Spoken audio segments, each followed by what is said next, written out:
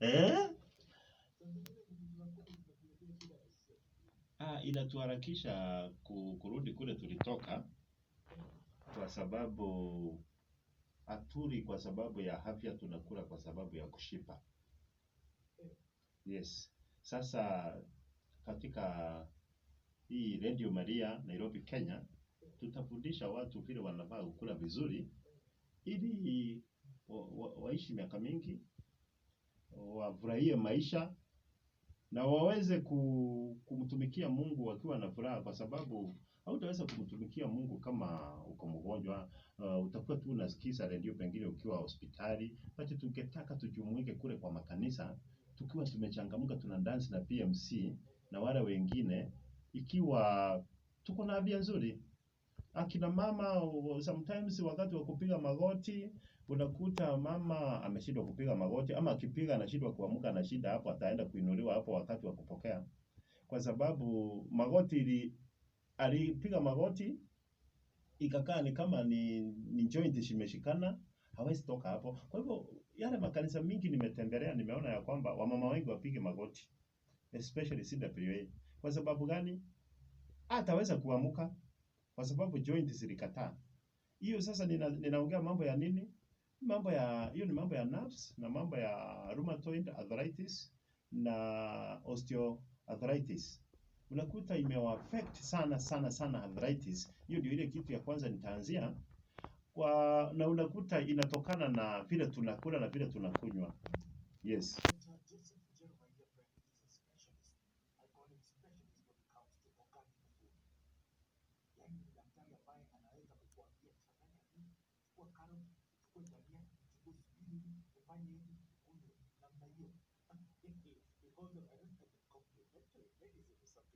Complementary medicine. Mimi na deal na mambo ya organic medicinal food. Organic medicinal food ni zile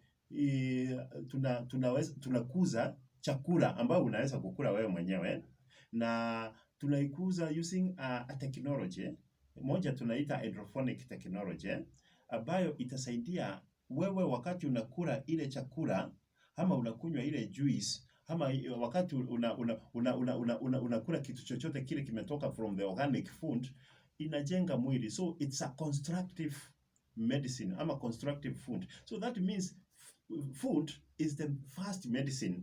Before uende ukakunywa dawa hospitali, already kunywa dawa kutoka kwa chakula ambayo inajenga mwili wako. That is why tunaita complementary or constructive medicinal organic food.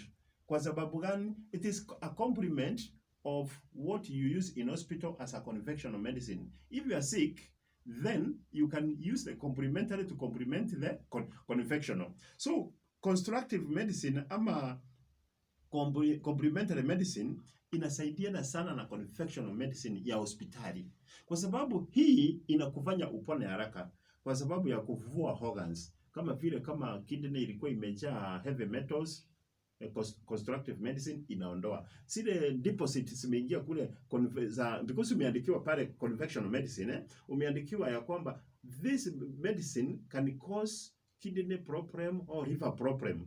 Sasa hii nayo ni ya kuondoa zile heavy metals ama zile chemical deposits ziko kule. Unakuta sasa mwili inakuwa rejuvenated ama renewed. Unaweza sasa kukuta unakaa bila kuwa mgonjwa. Kwa hivyo in organic medicinal food, we are using hydroponic technology. This is a technology used by Israelites and Chinese to produce conventional medicine. But yetu hii ambayo tunafanya hapa Kenya haitumii chemical. That's why unaona sasa tunafundisha kila mtu vile kule nyumbani anaweza kukuza yake, aweze kufanya nini? Kufaidika, aweze kutumia.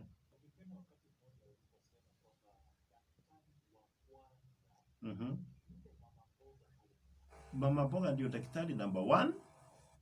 Hakuna daktari mwingine ambaye anafaa kuheshimika kama daktari wa mboga.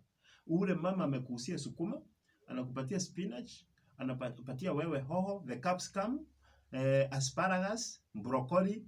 Oh, those are medicines. Beetroots, carrots, cabbages. That is the first doctor ambaye ako na neema kubwa sana kuliko hata wale wengine, kwa sababu anatumia nature. You know, nature is God and God is nature. Kwa hivyo ni kumaanisha huo mtu ako na connection kubwa sana na udaktari wa Mungu.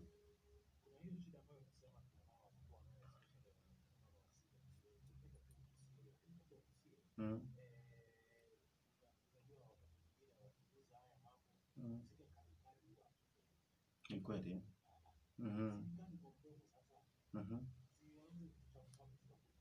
Hapana. Vitu tamu unajua la ni la. Na ndio ni ndio. Si ni kweli tulisema kitu kimoja.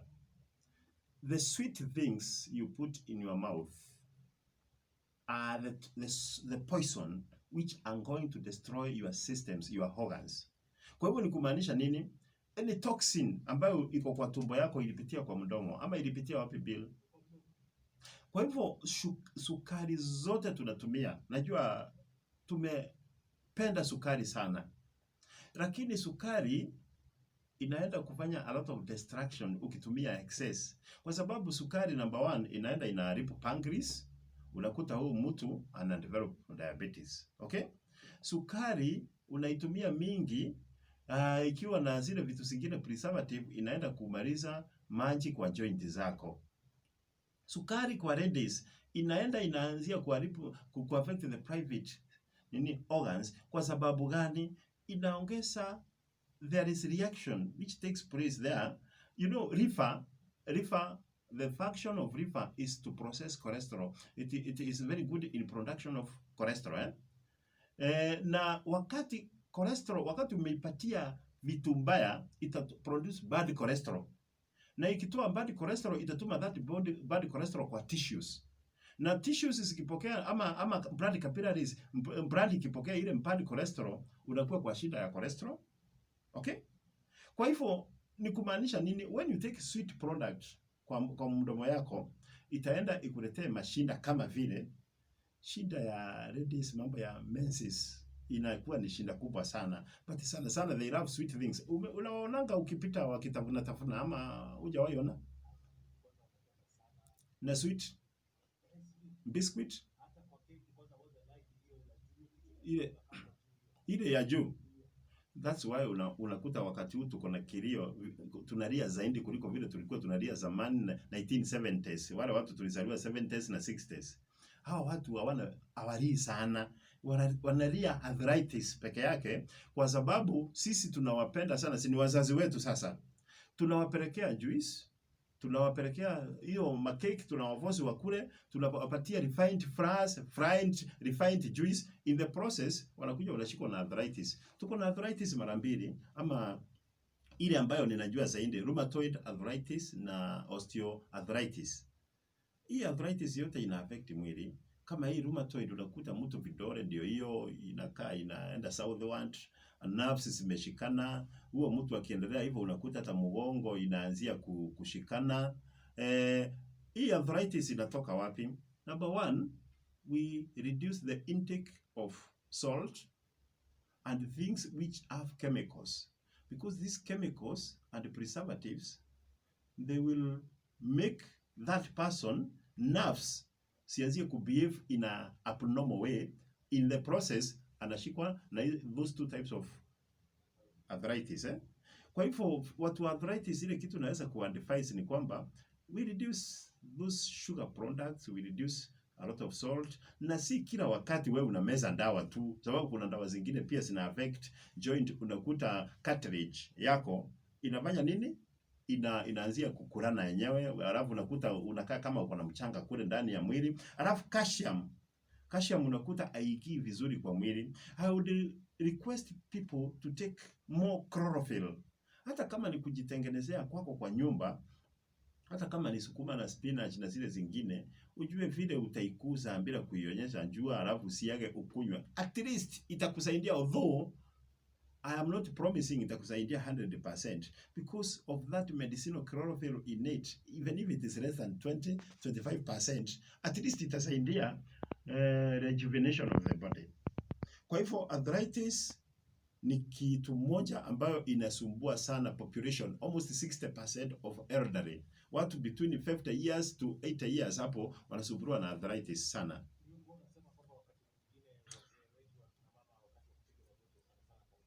Mm. Mm.